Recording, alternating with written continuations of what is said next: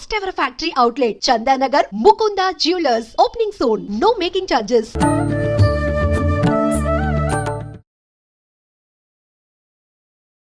నమస్కారం, welcome to I dream. ధర్మ మార్గం విత్ విజిత కార్యక్రమానికి స్వాగతం. ప్రస్తుతం మనతో పాటు ఉన్నారు. ఆయన ఎంతో మంది గురువుల్ని మనందరికీ పరిచయం చేశారు. మీడియా ద్వారా ఎంతో మంది గురువుల్ని మన ముందరుంచి ఎన్నెన్నో మంచి విషయాలు మాట్లాడి మనందరికీ ఎంతో జ్ఞానాన్ని సంపాదించి పెట్టారని చెప్పాలి. ఆయన ప్రముఖ ఆధ్యాత్మికవేత్త కూడా, జ్యోతిష పండితులు కూడా. ఆయన ఎవరో కాదండి, మారెళ్ళ రవిశాస్త్రి గారు. ఇప్పుడు వారితో మాట్లాడి మరిన్ని విషయాలు తెలుసుకుందాం. నమస్తే అండి. ఎలా ఉన్నారు? సూపర్. మంత్రసిద్ధి అంటుంటారు. చాలామంది ఫాలో అవుతుంటారు కూడా, మంత్రసిద్ధి చేస్తూ ఉంటారు. అయితే ఈ మంత్రసిద్ధి వల్ల మిరాకిల్స్ జరుగుతాయా? ఎటువంటి మిరాకిల్స్ జరిగే అవకాశం ఉంటుంది? మంత్రం చేస్తే, మంత్రం అనేది మనల్ని రక్షించేది. మన్నాత్రాయితి ఇది మంత్ర. మంత్రం అనేది మనల్ని రక్షిస్తూ ఉంది. ఎట్లా అంటే, మనం మంత్ర దేవతకి పూర్వకాలంలో ఒక ఎనర్జీ ఉంటుంది, దానికి ఒక మైండ్ సెట్ అనేది ఉంటుంది. మనం మంత్ర సాధన చేస్తూ ఉన్నప్పుడు ఆటోమేటిక్గా మంత్ర తాలూకు ఒక ఎనర్జీ ఉంటుంది. ఇప్పుడు ఫర్ ఎగ్జాంపుల్ ఒక ఉగ్రదేవత సాధన చేశారనుకోండి, ఇతను సాత్వికుడే. ఉగ్రదేవత సాధన చేస్తూ చేస్తూ చేస్తూ చేస్తూ ఒక 5 లక్షలు 10 లక్షలు, 5,000 10,000కి ఏం కాదు, ఒక 5 లక్షలు 10 లక్షలు దాటి వెళ్ళిపోయింది అనుకోండి, ఏమవుతుంది అంటే వీళ్ళ మైండ్ ఫిజికల్గా వచ్చిన కర్మ తాలూకు ఏదైతే మైండ్ ఉందో ఆ కర్మ తాలూకు మైండ్తో పాటు దేవతా తాలూకు మైండ్ సెట్ అనేది కొంత వస్తుంది. ఓ 10%, ఓ 10 లక్షల వంగనే ఓ 10% అనుకున్నాం. ఆ 10% రాగానే ఇతను ఏం చేస్తాడు అంటే, తెలియకుండా ఇప్పుడు ఒక గాయత్రి సాధన చేశారు. గాయత్రి సంపూర్ణ సిద్ధి 24 లక్షలు, 24 లక్షలు. రోజుకి ఒక 1000 చేస్తూ 2000 చేస్తూ వెళ్ళిపోతున్నారు. ఒక 1 ఇయర్ తర్వాత ఇతనికి ఏమైపోతుందంటే, ఇతని ఆలోచన విధానంతో పాటు దేవత ఆలోచన విధానం కూడా ఇతనికి యాడ్ అయ్యి ఉంటుంది. ఓకే, ఒక 10% 20% మైండ్ యాడ్ అయి ఉంటుంది. అప్పుడు ఈయన ప్రవర్తన తెలియకుండా ఆ 20% అనేది ఆ దేవత తాలూకు చెప్పినటువంటి లక్షణాలు ఏవైతే ఉన్నాయో అవి ప్రవర్తనలోకి వస్తాయి. ఇప్పుడు లలిత బాగా చేశారు, లాలిన్యత పెరుగుతుంది, ఆమె పిలుపులోనే ప్రేమ ఉంటుంది. ఏమ్మా బాగున్నావా అంటే మనకి ఎక్కడి నుంచో అబ్బా ఏం పలకరించింది ఆవిడ అన్నట్టు ఉంటుంది లలిత చేసేవాళ్ళు అనమాట. అదే కాళీ చేసేవాళ్ళు, బాగా ఉగ్రకాళియో భైరవుడో చేసేవాళ్ళు, ఇట్లా చూడంగానే ఎవరి నాయన వాడు చంపేసేటట్టు అని ఫీలింగ్ కలుగుతుంది. ఎందుకు? ఆ ఉగ్ర రూపం మనకు కనిపిస్తుంది. సో అలా ఒక లలిత చేసేవాళ్ళు కానీ, ఏ దేవత అయితే చేస్తారో, ఏ ఉపాసన అయితే చేస్తారో, ఇప్పుడు బాలా చేసేవాళ్ళు ఉన్నారు, వాళ్ళు ఎప్పుడు చిన్నపిల్లల్లాగే ఉంటారు. ఓకే, ఆ లక్షణాలు దిగిపోతాయి. అలా లక్షణాలు దిగిపోయినప్పుడు ఓ 20% వచ్చిందనుకోండి, వాళ్ళలో కనిపిస్తూ ఉంటాయి, అబ్బా వీళ్ళు మంచి ఉపాసకులురా అని.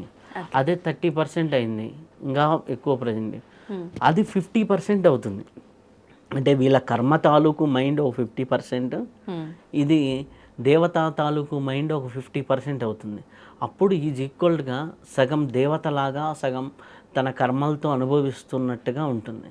అప్పుడు చూసినప్పుడు అబ్బా వీడు సిద్ధి అంటారు. అది నిజమైన సిద్ధి. అంటే వీడి మైండ్, కర్మ తాలూకు మైండ్ ఇది అనమాట. అది ఎలా జరుగుతుంది అంటే, ఈ కర్మ తాలూకు మైండ్ మారదు, ఇది ఎక్స్పాన్షన్ అవుతూ ఉంటుంది. ఓకే, అంటే మన వ్యాకోచం అంటే విశాలత్వం పెరుగుతూ ఉంటుంది. ఆ విశాలత్వంలో ఆటోమేటిక్గా 2 ఈక్వల్ అయినప్పుడు మనకు సిద్ధి కలిగింది అంటారు. ఇది కర్మ తాలూకు మైండ్ అలానే ఉంటుంది. ఇది పెరుగుతూ పెరుగుతూ పెరుగుతూ ఇది 90% వెళ్ళి ఇది 10% వచ్చిందనుకోండి, అప్పుడు ఆయన్ని సిద్ధ పురుషుడు రా. ఆయన సాక్షాత్ ఇప్పుడు మనకి కృతాళం స్వామివారిని చూస్తే ఆయన సాక్షాత్ కాలభైరవుడు స్వరూపుడు రా, ఆయన మహానుభావుడు రా అంటే. ఎందుకు? ఆయన అంత సిద్ధ పురుషుడు. ఇప్పుడు లైవ్లో ఉన్న వ్యక్తి, లైవ్లో ఉన్నారు వాళ్ళు, కృతాళం స్వామివారు, పరమహంస పరిరాజకాచార్యులు శ్రీ శ్రీ సిద్ధేశ్వరానంద భారతి స్వాములు, అలాంటి వారు ఎంతోమంది ఉన్నారు సిద్ధపురుషులు. ఇప్పుడు మంత్రశాస్త్రంలో చూసుకుంటే వద్దిపతి పద్మాకర్ గారు, దేవిదాస్ గారు, నేను ఇంటర్వ్యూలు చేసిన వాళ్ళు, వీళ్ళందరూ సిద్ధత్వాన్ని సాధించిన వాళ్ళు.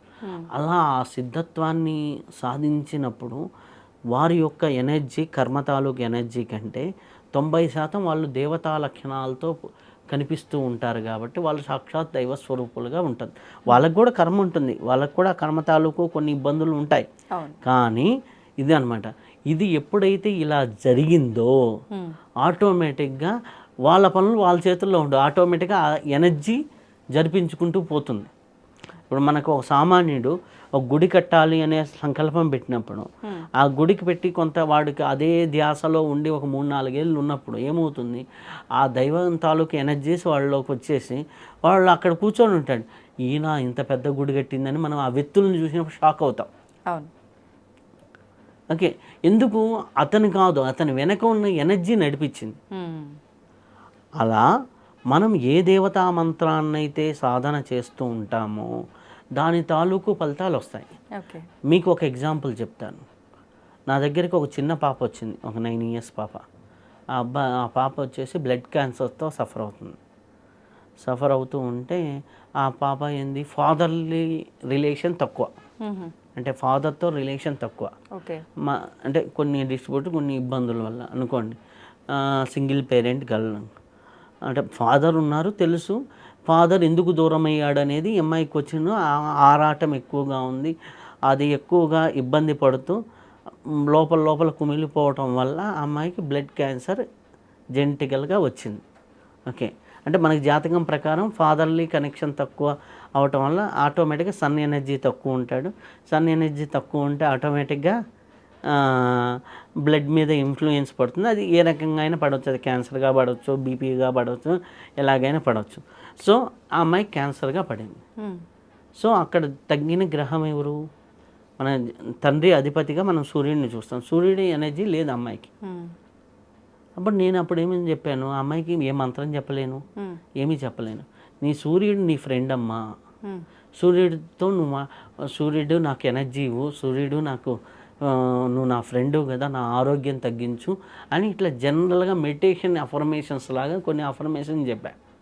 ఆ అమ్మాయి రోజు నువ్వు నా ఫ్రెండు అంటే కదా, నువ్వు నా ఫ్రెండు అయితే నాకు ఎందుకు ఈ రోగాన్ని ఇచ్చావు, నువ్వు నాలో తొందరగా దూరి తగ్గించవచ్చు కదా అనేది ఇట్లా సూర్యుడు ముందర కూర్చొని ఉదయం పూట నేను ఊరికి జస్ట్ ఆ అమ్మాయికి ఏదో వాక్యాలు చెప్పా. కానీ ఆ అమ్మాయి ఆచరించడం మొదలుపెట్టింది. ఇక్కడ ఆచరణ, సాధన, ఆచరణ ఇంపార్టెంట్.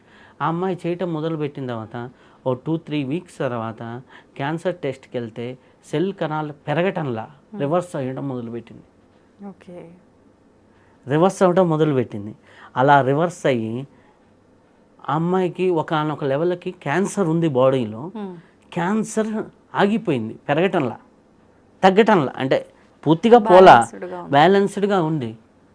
ఆ అమ్మాయిని చూసి చాలామంది పిల్లల్ని క్యాన్సర్ హాస్పిటల్లో సూర్యుడి దగ్గర తీసుకువెళ్ళి చూపిస్తున్నారు. వాళ్ళకి సూర్యుడు వీక్గా ఉన్నాడా లేదా నాకు తెలియదు. కానీ ఆ అమ్మాయి ఏ స్థితికి వెళ్ళింది అంటే సూర్యుడు నా ఫ్రెండు, సూర్యుడు నా ఇది అనేసి. అయితే లాస్ట్ సమ్మర్లో అమ్మాయి చెప్పిన ఎక్స్పీరియన్స్, నేను చిన్నపిల్లని ఆడుకోవాలి కదా సమ్మర్లో, నువ్వు ఇంత ఎండగా కాస్తే ఎట్లా, నేను ఆడుకోబనలేదా అంటే ఆ ఏరియాలో మేఘాలు వచ్చాయి. అంటే వింటున్నాడు రియాక్షన్. ఆ మేఘాల్లో కొద్దిగా తుప్పర్లు పడిపోయాయి, అంటే ఎక్కువ వర్షం కాదు, ఊరక చిలకరిచ్చినట్టు.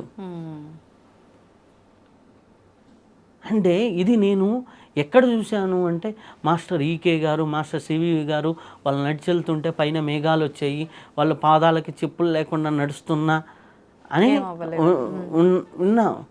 ఒక యోగుల చరిత్రలో ఉండే ఒక అమ్మాయి ప్రాక్టికల్గా చూపించింది. అక్కడ ఏంటి ఆ సాధన, ఇన్నోసెన్స్ అండ్ ప్యూరిటీ. నువ్వు ఇన్నోసెన్స్గా, నీకు మామూలు చిన్నపిల్లవాడు కింద పడ్డప్పుడు అమ్మా అని పిలుస్తాడు, వాడి ఇన్నోసెన్స్ ఏంది, అమ్మ వస్తుంది అని. నువ్వు అలాగే భగవంతుడు వస్తాడు అని కానీ పిలవగలిగితే ఖచ్చితంగా భగవంతుడు వస్తాడు. నువ్వు అమ్మని పిలిచినప్పుడు ఎలాగైతే వస్తాడు అని నమ్మకంతో, స్వచ్ఛతతో, ప్యూరిటీతో పిలుస్తున్నావో దానికి ఏ నియమాలు, ఏ నిష్టలు ఏమీ అవసరంలా. నీలో ఆ స్వచ్ఛత ఉందా, ఆ కల్మషం లేని మనస్సు ఉందా, ఆ కల్మషం లేని తత్వం ఉందా, పిలిచావా. దానికి మంత్రం కూడా అవసరం లేదు. హా. నేను మొన్న కాశీ వెళ్ళాను. కాశీ వెళ్ళేసి అక్కడ ఒక అమ్మవారి గుళ్ళోకి వెళ్ళి హ్యాపీగా హ్యాపీగా తెలుసు కాబట్టి హ్యాపీగా వాళ్ళు అభిషేకం మీరే చేయండి అన్నారు. హ్యాపీగా నేను చేస్తున్నా ఏదో అమ్మకి చేస్తున్నా. అమ్మకి హ్యాపీగా తల మీద నీట్గా రుద్ది చేస్తున్నా, చేతులు రుద్దుతున్నా, పంచామృతాలతో చేస్తున్నా. ఏమ్మా బాగుందా స్నానం, ఏమ్మా బాగుందా, అబ్బో అని అంటే అక్కడ ఏమైపోయింది? చాలా అద్భుతం. ఇంకొక ఆవిడని నేను చూశాను. ఆమె రాధా ఉపాసకులు. ఆమె కృష్ణుడిని చంటి బిడ్డలాగే చూసుకుంటుంది. ఆమె ఎలా తెలుసా, నైవేద్యం వండిన తర్వాత డైరెక్ట్గా పెడితే అబ్బా ఇంత వేడి అన్నము ఎట్లా తింటాడు కన్నయ్య, కొద్దిగా చల్లార్చి పెడదాం, చలికాలం వచ్చింది కదా నీకు వేడి నీళ్ళు ఇస్తున్నా నైవేద్యంలో, వేడి నీళ్ళు తాగు, గొంతు ఎక్కడ ఇబ్బంది లేకుండా ఉంటుంది. నీకు దీపహారతి ఇచ్చేటప్పుడు కూడా హారతి ఇచ్చేటప్పుడు దగ్గరగా ఉంటే కన్నయ్యకి సెగదగులుతుంది, దూరంగా పెట్టు.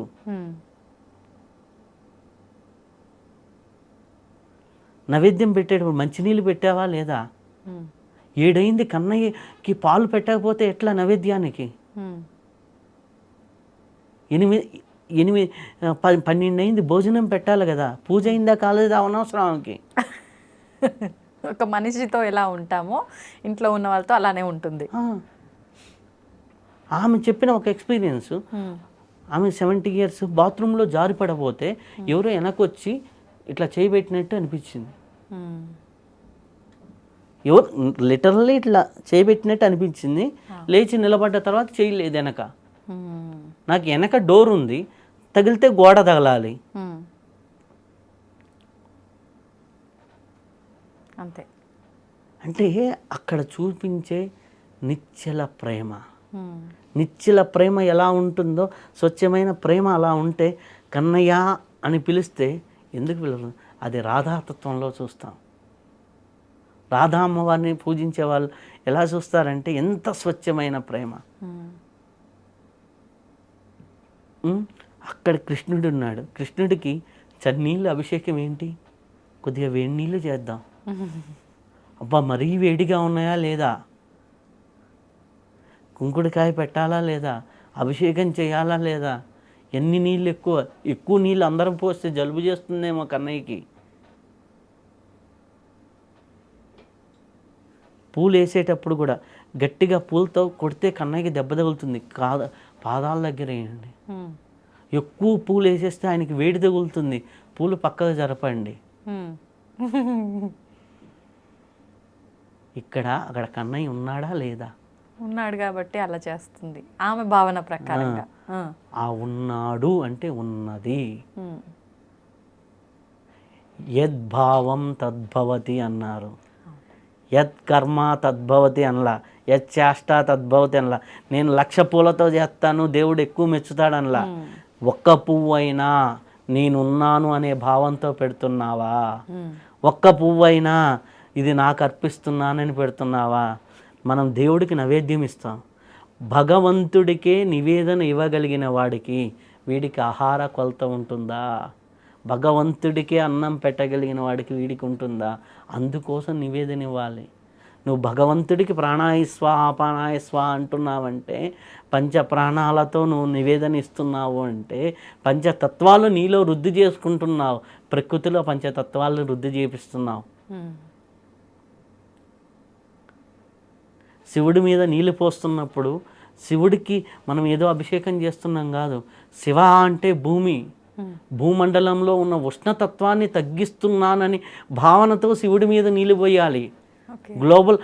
గ్లోబల్ వార్మింగ్ తగ్గుతుంది దానివల్ల. గ్లోబల్ వార్మింగ్ తగ్గించడానికి కృషి చేసినోడికి నీలో ఉష్ణతత్వం ఎక్కడ ఉంటుంది? అది శివాభిషేకం.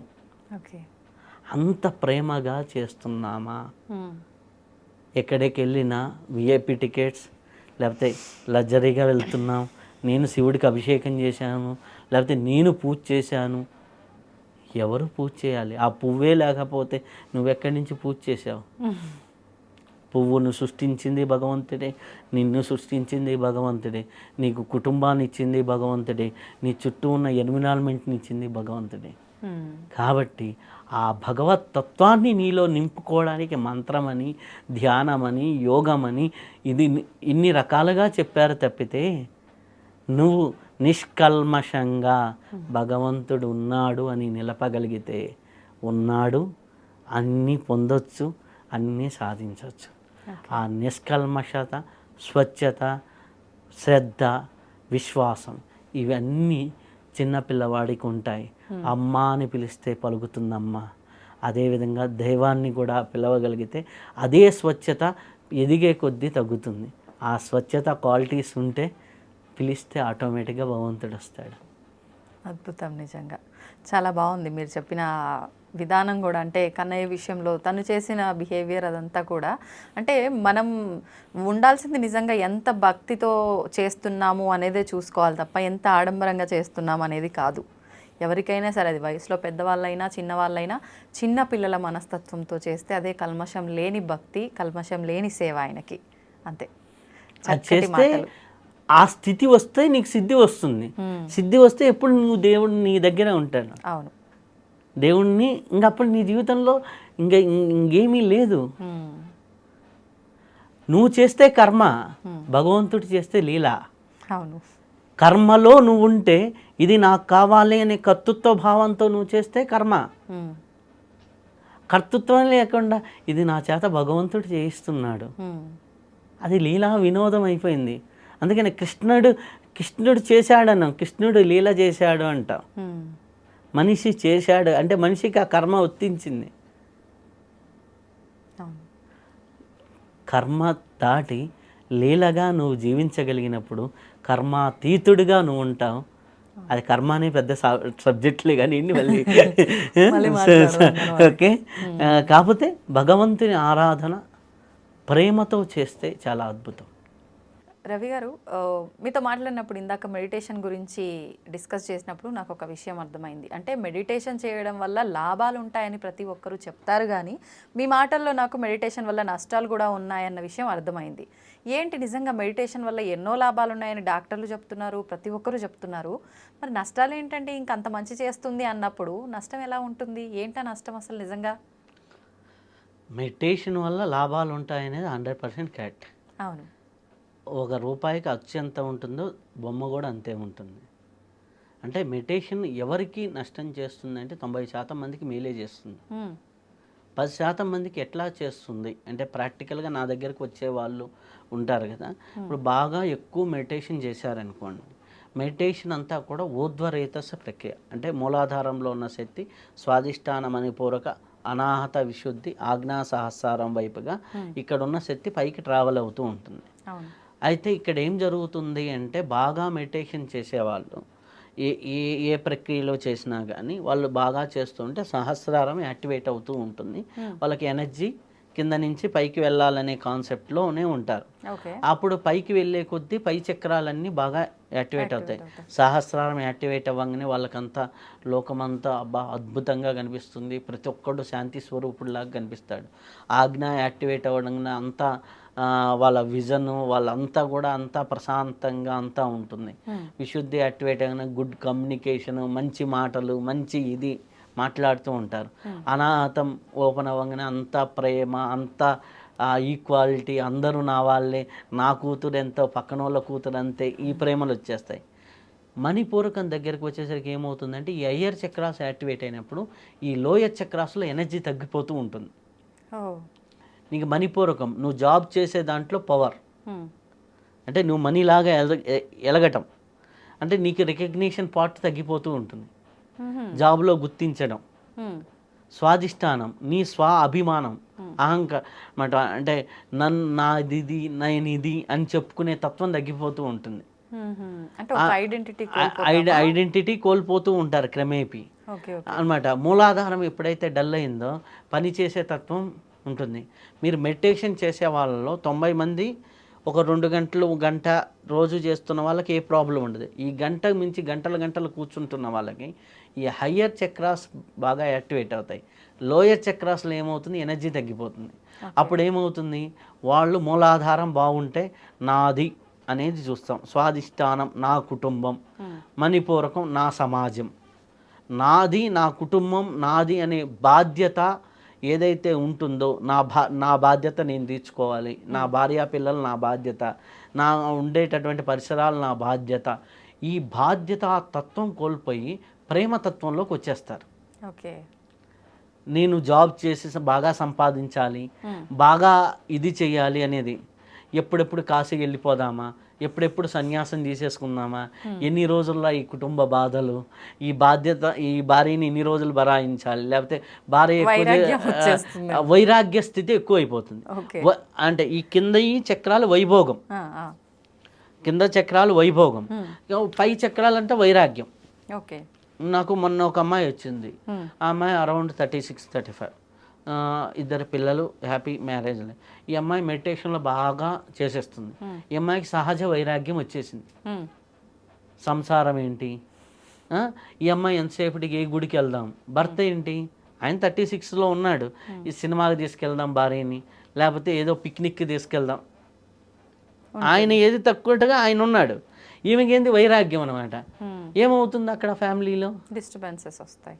ఈమె సినిమాకి వెళ్తే ఎంజాయ్ చేయలేదు, ఆయన గుడికి వచ్చి ఎంజాయ్ చేయలేడు. అర్థమైందా? వాళ్ళ జీవితంలో వైభోగం అనేది నశిస్తుంది.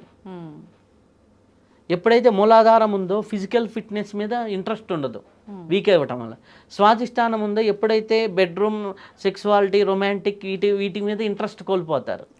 ఎప్పుడైతే మణిపూరకం అంటే నన్ను గుర్తిస్తే గుర్తి చేస్తారు, గుర్తికపోతే వస్తాయి. అదే స్టూడెంట్కి వచ్చింది అనుకో, నాకు మార్కులు వస్తే వస్తాయి, రాకపోతే లేదు, జరిగింది ఏదో జరుగుతుంది, లైట్ తీసుకోవడం. ఎందుకు, వాళ్ళ ప్రేమ అయిపోయింది. నేను వేరు కాదు, వాడు వేరు కాదు, నా ఆత్మ వేరు కాదు, వాడి ఆత్మ వేరు కాదు, సర్వమానతత్వం, అహం బ్రహ్మాస్మి, సర్వం కలిగిదం బ్రహ్మ, సృష్టిలో ఎవడు గెలిస్తే ఏంటి అంతే. వీడికి ఇప్పుడు ఆజ్ఞాచక్రము సహస్రారంలో ఉన్నవాడికి పోయి చెప్పామనుకోండి, ఆ దేశం గెలిస్తే ఏముంది, ఈ దేశం గెలిస్తే ఏముంది.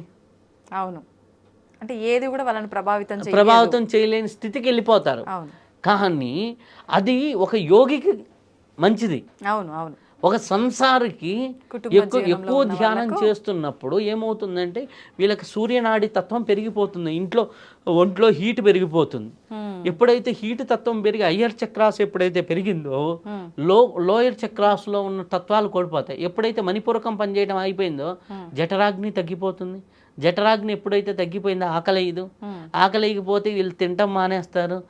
ఆటోమేటిక్గా కొద్దిగా తినటం తక్కువ అయిపోయింది అనుకోండి, ఆటోమేటిక్గా నీరసము, గ్యాస్ట్రిక్ ఎక్కువ. మీరు ధ్యానం చేసే వాళ్ళు కొంతమంది చూడండి, బాగా ధ్యానం చేసే వాళ్ళకి తేపులు ఎక్కువగా రావటం, తేన్పులు ఎక్కువగా వస్తుంటాయి, అంటారు. ఎందుకు, వాళ్ళకి ఈ జఠరాగ్ని తత్వం అంతా డ్యామేజ్ అయిపోయింది.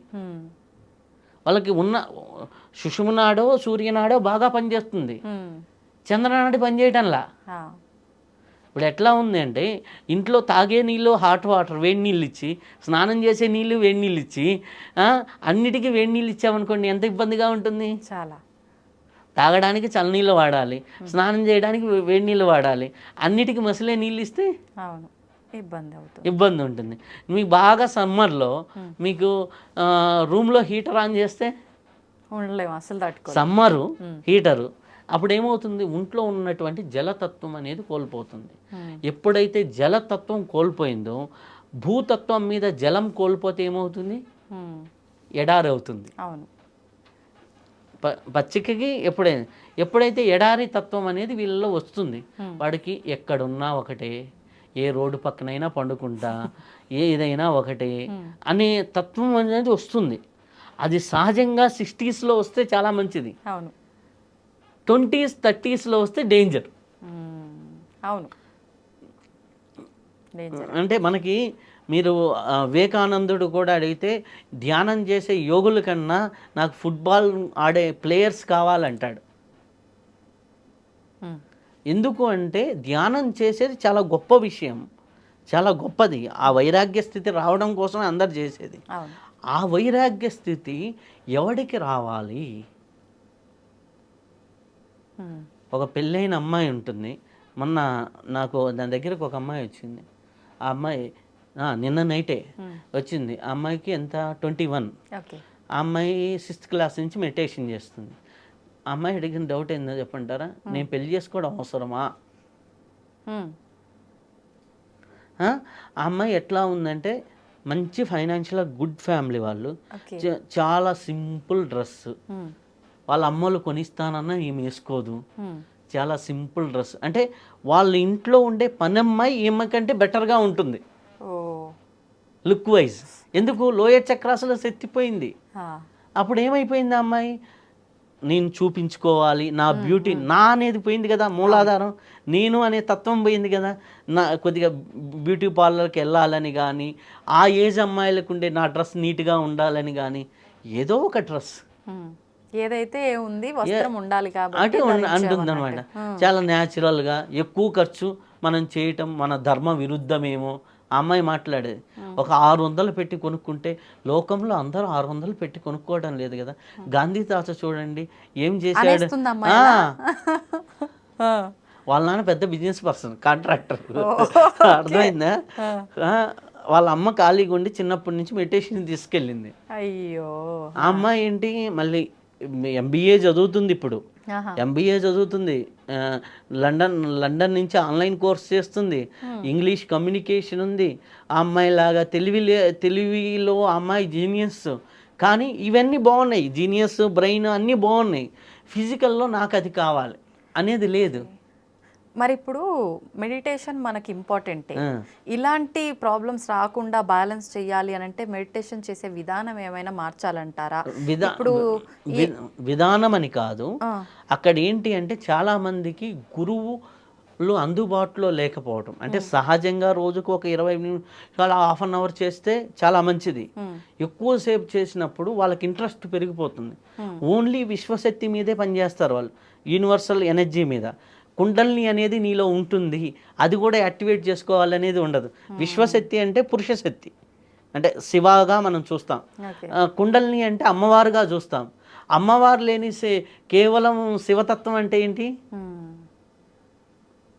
శివుడు పక్కన అమ్మవారు ఇది నశక్తి శివ శివప్రాయ అంటారు కదా. అది మనకి సౌందర్య లహరిలో ఫస్ట్ శ్లోకంలోనే ఉంటుంది. శివశక్తులు కలిస్తేనే మనం ఏంది ఆ శక్తి తత్వం, ఏదైతే జలతత్వం ఉందో, ఏదైతే పచ్చని ప్రకృతి తత్వం ఉందో, ఆ ప్రకృతి తత్వాన్ని పట్టుకోకుండా ఓన్లీ ప్రకృతి ఆవలున్న పురుషతత్వాన్ని పట్టుకుంటే ఏమవుతుంది? మనం జీవించేదే ప్రకృతిని, మనం ఆపరేట్ చేసే సిగ్నల్ని జోలికి వెళ్తున్నారు. ఆ ఆపరేషన్లో లేము, ఆపరేషన్లో లేము.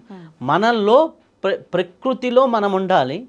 ఆ ప్రకృతిని భయించే పరిస్థితిలో మనకు టచ్ కాకుండా మనం జీవించాలి. మనం ఇప్పుడు చేసే వాళ్ళందరూ ఏం చేస్తున్నారంటే ప్రకృతిని టచ్ చేసుకోవటంలా, ప్రకృతి పరిస్థితులను టచ్ చేసుకోవటంలా. ఇప్పుడు మోడీ గారు ఉన్నారు, మంచిగా ధ్యాని, మంచి యోగి. ఆయన ప్రధానమంత్రి బాధ్యతను నిర్వర్తించడానికి ధ్యానం వాడాడు. నువ్వు కుటుంబాన్ని బాగా సస్యశ్యామలం చేయడానికి ధ్యానాన్ని వాడావనుకో, నీ కుటుంబంతో పాటు 10 కుటుంబాలు సస్యశ్యామలం అవుతాయి. నువ్వు ధ్యానంలో వైరాగ్యం అయ్యావనుకో, నీ కుటుంబ బాధ్యత చచ్చిపోతుంది. అప్పుడు నువ్వు ఎగ్జాంపుల్ అవుతావు 10 కుటుంబాలకి. ధ్యానం చేస్తే ఇట్ట పిచ్చోడు అవుతారా? అవును, అర్థమైందా? ఏదైనా చేయాల్సిన దానికన్నా ఎక్కువ చేస్తే దాంట్లో అంటే దాని పీక్ అని కాదు, ఆ పీక్ చేసేవాడికి రైట్ గైడెన్స్ ఇవ్వాలి. ఓకే, రైట్ గైడెన్స్ ఇవ్వాలి. ఇప్పుడు అమ్మాయికి ఏంటి, నేను వచ్చిన అమ్మాయికి చంద్రనాడి బ్లాక్ అయిపోయింది.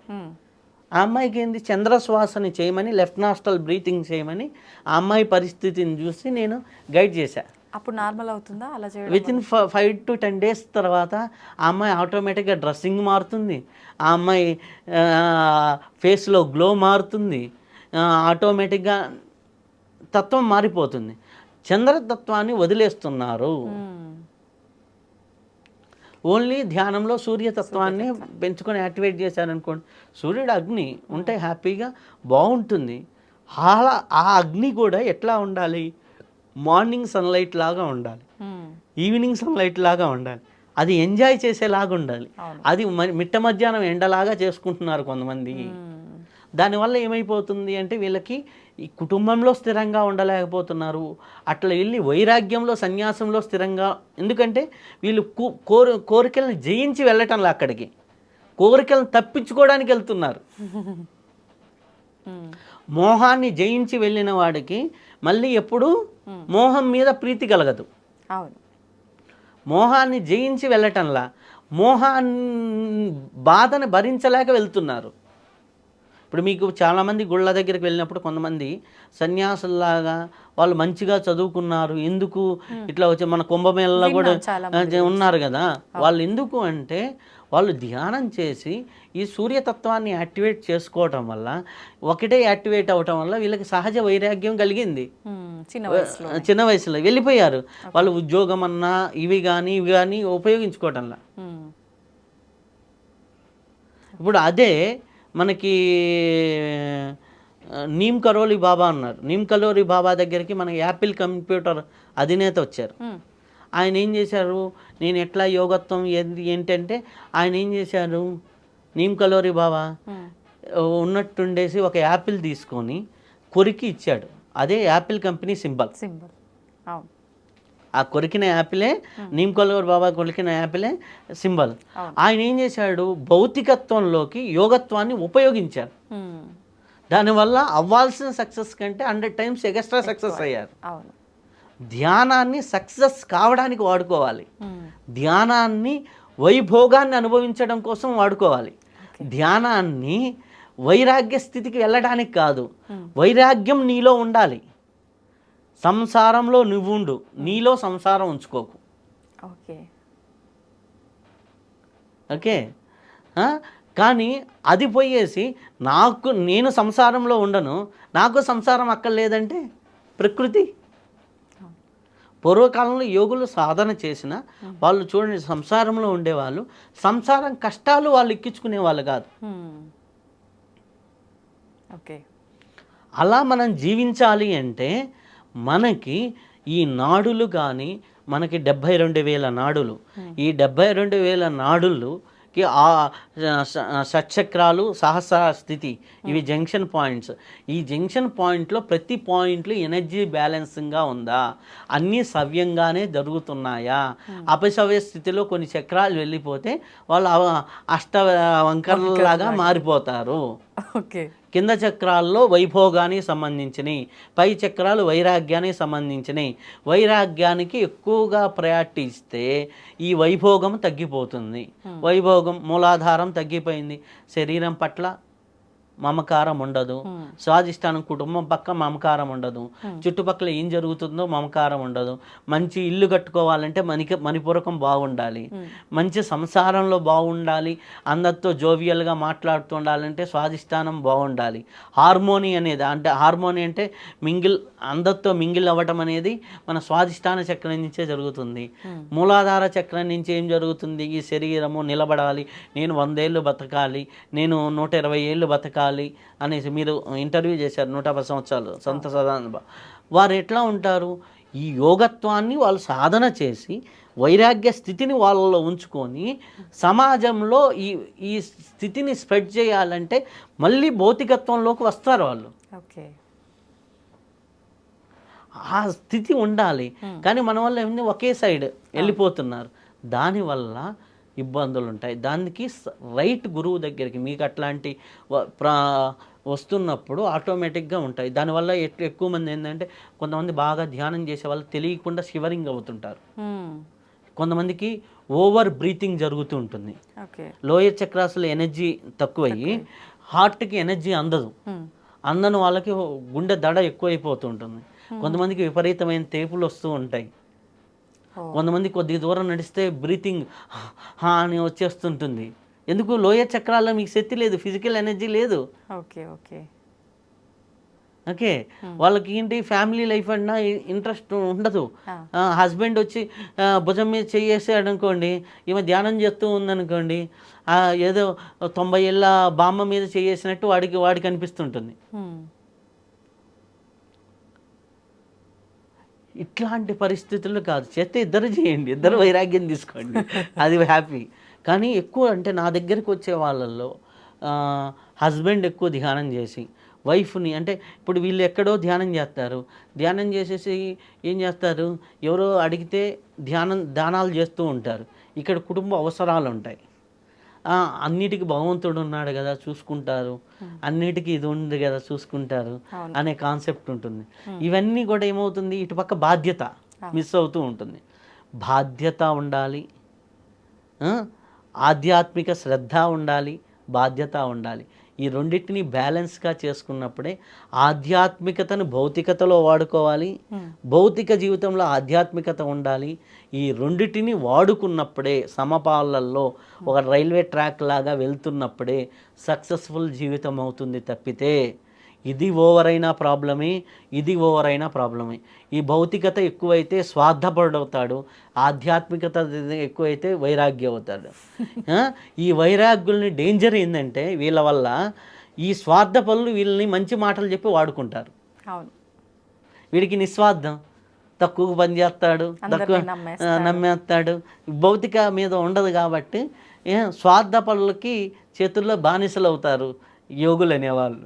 అంటే యోగులు అనేవాళ్ళు అంటే ఇన్ ద సెన్స్ కాదు, అంటే పర్ఫెక్ట్ కాకుండా ఇలా మిస్కమ్యూనికేషన్గా అయ్యేవాళ్ళు. ప్రాక్టికల్గా రైట్ గురువుల దగ్గర గైడ్లైన్స్ తీసుకుంటూ రైట్గా వెళ్తే చాలా అద్భుతం. ధ్యానం అనేది ఒక వైభోగం, ధ్యానం అనేది ఒక అద్భుతం. ఆ ధ్యానం ద్వారా సర్వ రోగ నివారణ జరుగుతుంది, ధ్యానం ద్వారా సర్వ వైభోగాలు వస్తాయి, ధ్యానం ద్వారా సర్వ సంపదలు చేకూరుతాయి. కానీ నువ్వు అవి చేకూరలేదు, ఈ మూడు జరగలేదు అంటే నువ్వు రైట్గా ధ్యానంలో లేదు, నువ్వు లోపం ఉంది. నువ్వు ధ్యానంలోకి వచ్చిన తర్వాత నీ సంపద పెరిగిందా, నీ ఆరోగ్యం పెరిగిందా, నీ సత్సంబంధాలు పెరిగాయా, నీ జీవన ప్రమాణం పెరిగిందా, నీ జీవితంలో అండర్స్టాండింగ్ లెవెల్ పెరిగిందా, నువ్వు మాట్లాడే విధానంలో మార్పు వచ్చిందా, నువ్వు చూసే విధానంలో మార్పు వచ్చిందా, నీ సంకల్పాల్లో మార్పు వచ్చిందా, నీ ఆలోచన విధానంలో మార్పు వచ్చిందా, నువ్వు చదివే సబ్జెక్ట్ని అండర్స్టాండింగ్ చేసుకునే కోణం మార్పు వచ్చిందా, నువ్వు చూసే దృక్పథం, అంటే ఒక అంశాన్ని ఒక సమస్యని చూసే దృక్పథం ఎలా మారిందా, ఇవన్నీ కూడా మనకి పెరుగుతూ ఉన్నాయి రోజు రోజుకంటే నువ్వు రైట్ ధ్యానంలో ఉన్నావు. వీటిల్లో జిజ్ఞాస తగ్గుతూ వైరాగ్యమే సర్వస్వం అని కానీ నువ్వు ఉంటున్నావు అంటే నువ్వు రైట్ ధ్యానంలో లేవు, సింపుల్ అంతే. ఓకే, అంటే యోగా మెడిటేషన్ వల్ల మనకు ఆ బెనిఫిట్స్ కలగాల్సినవన్నీ కలగాలి అని అంటే వాటిని మనం అనుభవించాలి అంటే బ్యాలెన్సింగ్ అయితే ఇంపార్టెంట్. లేదు అంటే ఇప్పుడు మీరు చెప్పిన ఇబ్బందుల పాలు అవ్వాల్సిన అవసరం చాలా వరకు ఉంటుంది. ఓకే, మనం అంటే మెడిటేషన్ చేసేవాళ్ళు ఖచ్చితంగా ఈ జాగ్రత్తలు, ఈ కరెక్షన్స్ అన్నీ ఫాలో అవుతూనే దాన్ని కంటిన్యూ చేయాలి. అంటే మామూలు సహజంగా హాఫ్ అన్ అవర్ చేసే వాళ్ళకి ఏముండదు. ఎవరైతే ఎక్కువ చేస్తూ ఉన్న వాళ్ళు, ఇట్లాంటి ప్రాబ్లమ్స్ ఫేస్ చేసే వాళ్ళు నా దగ్గరికి ఎక్కువ వస్తున్నారు కాబట్టి ఈ ఇది కూడా ఒకటి గమనించాను. సహజంగా ఇది ఎవరు గమనించరు, ఎవరు చెప్పరు కూడా. అవును, ధన్యవాదాలండి, చాలా మంచి విషయాలు తెలియజేశారు. థ్యాంక్ యూ అమ్మా.